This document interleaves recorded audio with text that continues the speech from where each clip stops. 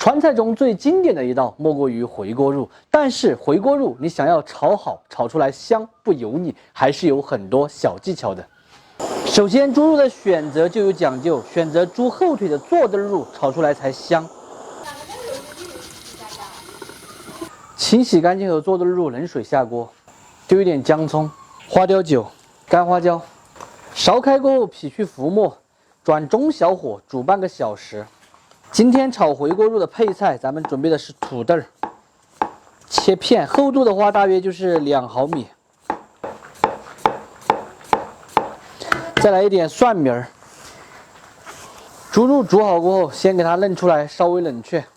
起锅烧油，稍微多一点，咱们把土豆过一下油，口感更好。7成油温下土豆炸，大约炸2分钟后，先给它漏出来。继续用大火把油温升高，7成油温下土豆片，给它复炸一下，这样子就能够快速的把它全部炸熟、炸透，并且炸至外皮比较酥脆，炸至金黄的，就可以给它漏出来控油了。稍有冷却后，来给它切成薄片，一定不能切太厚了哈，如果太厚了的话，到时候吃起来就会比较油腻。将就炸了土豆的这个锅，下切好的坐墩肉。先用大火把油脂给它爆出来，这一块肉的话还是比较多的，饭店里面3份回锅肉的量。稍有卷起后，来点干花椒口粉，姜葱、蒜片和豆豉，白糖，2年陈酿的红油老豆瓣儿。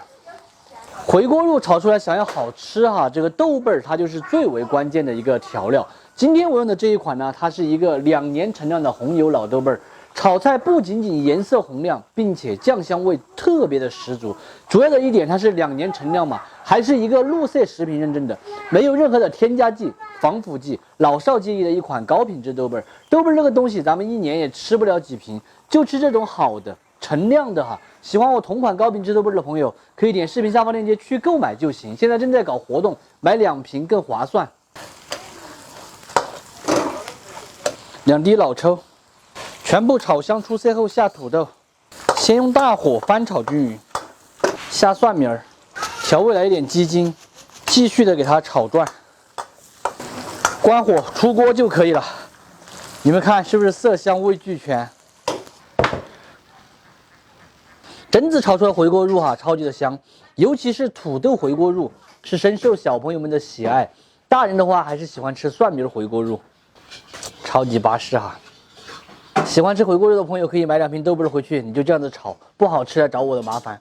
半肥半瘦的猪肉，吃土豆，看着都好安逸哦，黄金颜色那个。刘浩宇最喜欢吃这个菜了。那你不等他回来了？等不了。那小家伙也就吃了2片了。这个蒜苗是我从这里面刚刚拔起来的，也香得不得了。这土豆好吃。就是吃容易长肥。今天减肥我忘了。因为土豆里面淀粉含量很高。